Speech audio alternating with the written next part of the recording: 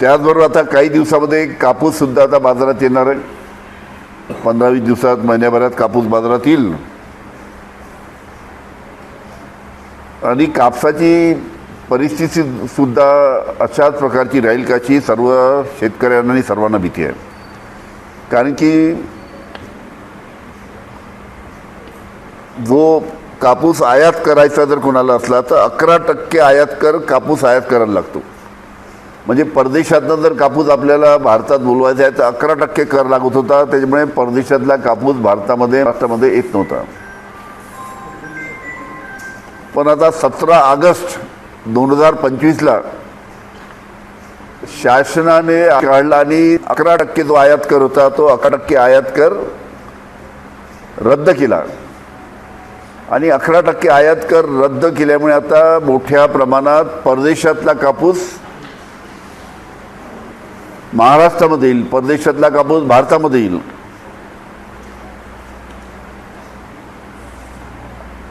आणि त्याच्यामुळे आपल्या कापसाला भाव मिळणार नाही अशा प्रकारची भीती सर्व शेतकऱ्यांना आणि सर्वांना आहे. आजच्या तारखेपर्यंत आमच्या माहितीनुसार जवळजवळ 55 लाख गाठी ब्राझील, ऑस्ट्रेलिया, बाकी देशात या ठिकाणी आलेले आहेत. आणि ही जर परिस्थिती चालू राहिली तर कशा पद्धतीनं कापसाला भाव मिळेल ही सुद्धा दाट शंका त्या निमित्तानं सर्वांना आहे.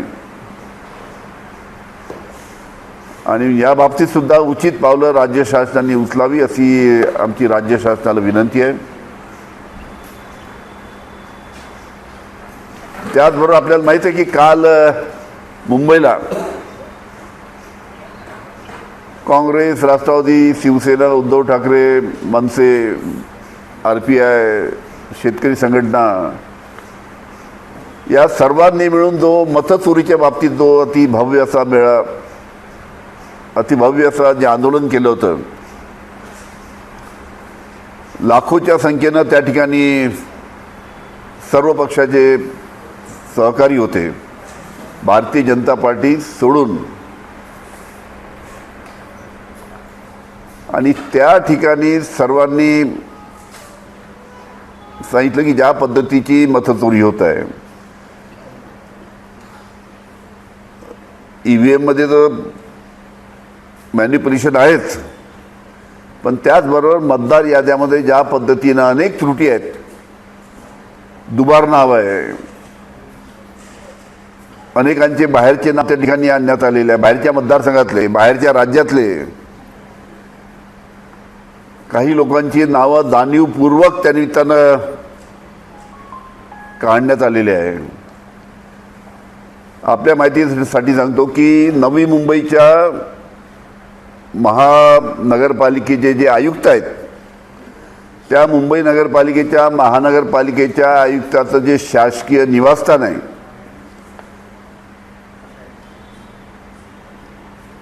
त्या म्युन्सिपल कमिशनरच्या शासकीय निवासस्थानामध्ये 120 मतदाराची नोंद आहे.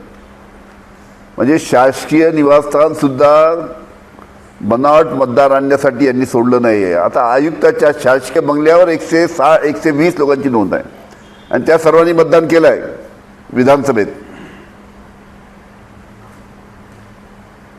हे शासकीय बंगले कमी पडले की काय आहे, शौचालयाच्या पत्त्यावर सुद्धा, शौचालयाचा पत्ता देऊन सुद्धा त्यामध्ये सुद्धा काही मतदारांची नोंद झालेली आहे. काही ठिकाणी 200, 300, 400, 2 खोल्याच्या घरामध्ये 400, 450 मतदार त्या निमित्तानं आढळलेले आहेत. आणि म्हणून इलेक्शन कमिशननी या सर्व याद्या पहिले दुरुस्त कराव्या आणि संपूर्ण याद्या दुरुस्त केल्यानंतरच मग स्थानिक स्वराज्य संस्थेच्या निवडणुका घ्याव्या अशी आमच्या सर्व पक्षाची मागणी कालच्या मोर्चामध्ये आम्ही इलेक्शन कमिशनला केली. आणि म्हणून इलेक्शन कमिशननी कोणत्याही राजकीय दबावामध्ये न येता या संपूर्ण याद्या या तपासून ज्या काही त्रुटी आहेत, ज्या काही चुका आहेत, चुका म्हणजे त्या चुका जाणीवपूर्वक आहेत,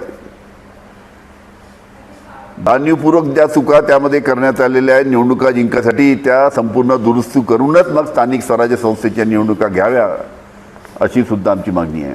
आता ही तुमची इथलीच लिस्ट आहे की अमरावती जिल्ह्याची अमरावती पुरा पेज नंबर कोणती डुप्लिकेट राहतो याच्यामध्ये सुद्धा अनेक डुप्लिकेट काय नाव टाकलं ठाकरे हो सगळे तेच आहे डुप्लिकेटवाले सगळे डुप्लिकेट नंबर टोटल 20,000च्या वर आहेत नाव हे म्हणजे डुप्लिकेट असे धरून 50% जरी केलं तर 10,000च्या वर डुप्लिकेट वोटर आपल्या जिल्ह्यात आहे. प्रत्येकाचं सॉर्ट केलं आहे आता ते असं काढणं जिल्ह्याचं काढलंय मी पूर्ण जिल्ह्यातच काढलेलं आहे.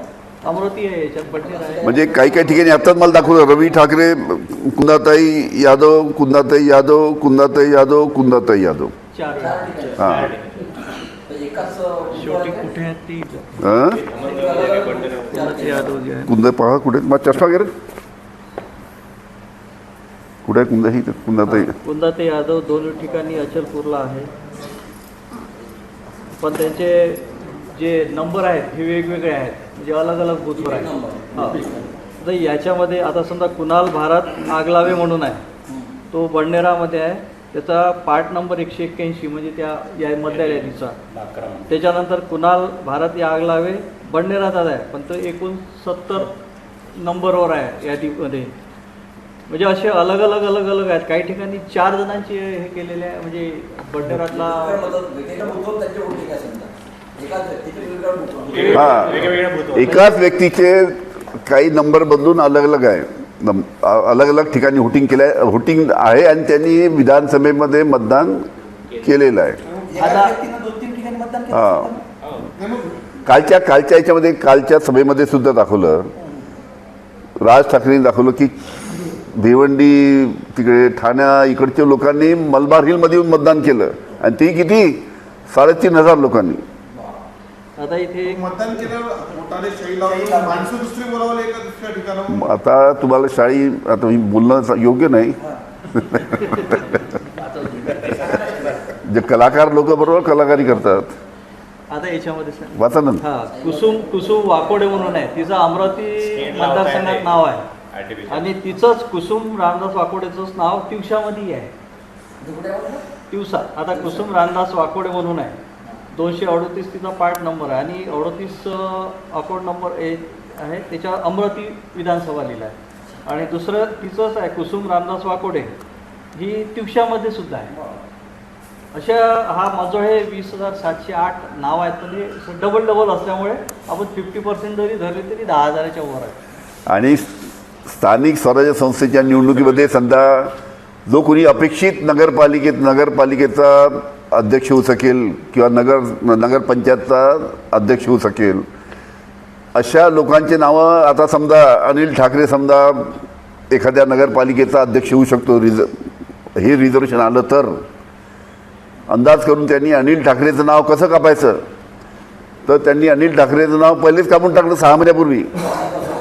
हां अंजनगाव सुरजील झालं आमच्या कोंढाळी जे आता तुमच्या नागपूरच्या रस्त्यावर गाव आहे त्या ठिकाणी नगरपंचायत आहे. त्या नगरपंचायतमध्ये संजय राऊत हे तिथे त्यांनी अँटिसिपेट केलं की हे रिझर्वेशन इथे येऊ शकते त्यांच्यामुळे हे उमेदवार होणार होते. गेल्या 20 वर्षापासून ग्रामपंचायतचे ते सदस्य आहेत ते जरा नाव पाहायला गेले त्यांचंच नाव गायब. त्यांचं नाव टाकून दिलं हिंगणा. त्यांनी तक्रार केली संजय राऊत कोंढाळणी त्यांनी तक्रार कलेक्टर केल्यानंतर कलेक्टरनी चौकशी केल्यानंतर कलेक्टरनी रिपोर्ट दिला की संजय राऊत यांचं नाव त्यांनी अर्ज केला नसताना सुद्धा हेतुपुरस्पर त्यांनी कोणीतरी वगळण्यात आलेलं आहे आणि आम्ही आता याची चौकशी करू. म्हणजे ज्याला निवडणूक लढवायची आहे त्याचंच नाव त्याच्यामध्ये अध्यक्षाची त्याचंच नाव त्याच्यामध्ये गायब आहे. अशा पद्धतीचे अनेक घोळ भाजपचं निवडणूक आयोगासोबत किंवा निवडणूक निर्णय अधिकारी जे काही असेल त्यांच्यासोबत साठ करण्याचं म्हणजे थोडक्यात रिझर्वेशन तिथे काय येईल हे धरून त्यांनी 4 महिने पहिलेच कार्यक्रम करून टाकला आणि कलेक्टरनी रिपोर्ट दिला की हे यांनी जी तक्रार केली आहे संजय राऊत कोंढाळी यांनी ही तक्रार खरी आहे आणि याच्यामध्ये यांनी कुठेही अर्ज केला नाही की माझं नाव कोंढाळीमधनं काढा आणि हिंगण्यामध्ये टाका. परस्पर ज्यांनी काहीतरी याला नाव काढायचं त्यांनी अर्ज केला की संजय राऊतचं नाव कोंढाळून काढा आणि हिंगण्यामध्ये टाका, आणि ते नाव गेलंही त्याचं. आणि आज ते बिचारे कलेक्टर कोर्ट कचेरी करून राहिलेत. त्याच्यामुळे अशा प्रकारचे अनेक घोळ या संपूर्ण मतदार याद्यामध्ये आहे आणि त्यामुळे याची व्यवस्थित तपासणी करून, छानबीन करून, दुरुस्त्या करून मग जर व्यवस्थित जर निवडणुका घेतल्या तर त्या निवडणुका फेअर निवडणुका होऊ शकतील.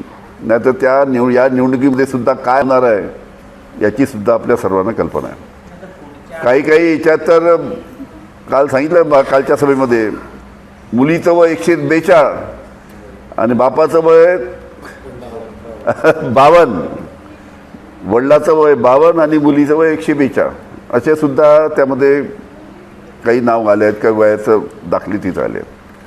पुढच्या आठवड्यामध्ये आचारसंहिता लागणार अशी चर्चा आहे. जर आता तुम्ही म्हणताय की यादी दुरुस्त केल्याशिवाय निवडणूक घेऊ नये, पण जर आता पुढच्या आठवड्यात जर लागली तर पुढची भूमिका काय राहणार आहे? कसं आहे, पहिले आम्ही आता काल एवढा भव्य मोर्चा काढला, इलेक्शन कमिशननी त्याची दखल घेतली पाहिजे, पण इलेक्शन कमिशन काही बोलत नाही.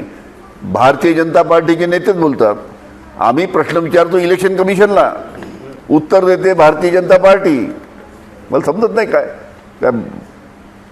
या संपूर्ण याचं उत्तर भारतीय जनता पार्टीने न देता इलेक्शन कमिशनने द्यायला पाहिजे. आम्ही तर भारतीय जनता पार्टीला कुठे विचारतही नाही. आणि कालचा मोर्चा झाला नाही पाहिजे म्हणून त्यांनी राजकीय दबावाखाली पोलिसांनी परवानगी सुद्धा दिली नाही.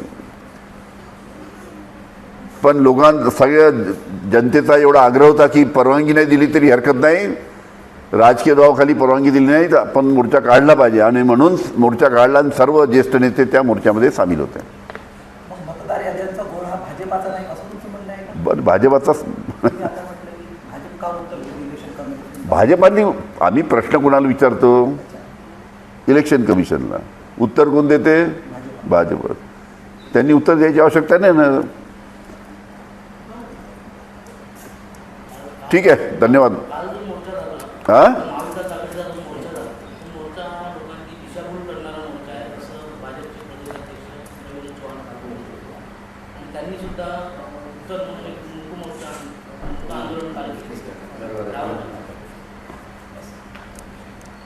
अजून काही प्रश्न?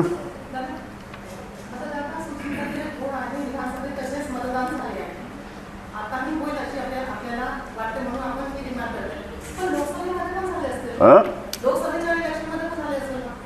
लोकसभेला तुम्ही समजले नाही. लोकसभाची निवडणूक झाल्यानंतर लोकसभेला ज्या पद्धतीनं महाविकास आघाडी म्हणजे काँग्रेस, राष्ट्रवादी, शिवसेनेचे खासदार निवडून आले, आणि ही लोकसभेची निवडणूक झाल्यानंतर मग आता आपल्या विधानसभेत कसं काय होईल? विधानसभेत सुद्धा अशा चित्र येईल, आणि म्हणून त्याच्यामध्ये मोठ्या प्रमाणात मतदार याद्यामध्ये या पद्धतीने सांगितल्याप्रमाणे घोळ करण्यात आला.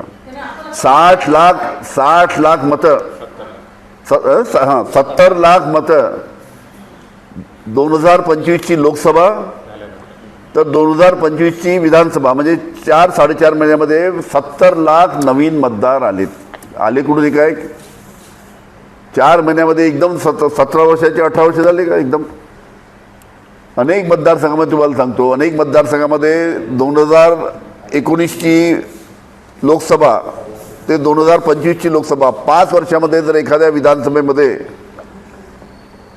जर 8,000 मतदान जर वाढले असतील 5 वर्षामध्ये, तर 2025ची लोकसभा ते 2025ची विधानसभा या 4.5 महिन्यामध्ये त्याच मतदारसंघामध्ये ज्या ठिकाणी 5 वर्षामध्ये अंदाजे 8,000 मतं वाढलेत, त्याच ठिकाणी 4.5 महिन्यामध्ये 32,000 मतं वाढले, 35,000 मतं वाढले, 42,000 मतं वाढले, 47,000 मतं वाढले.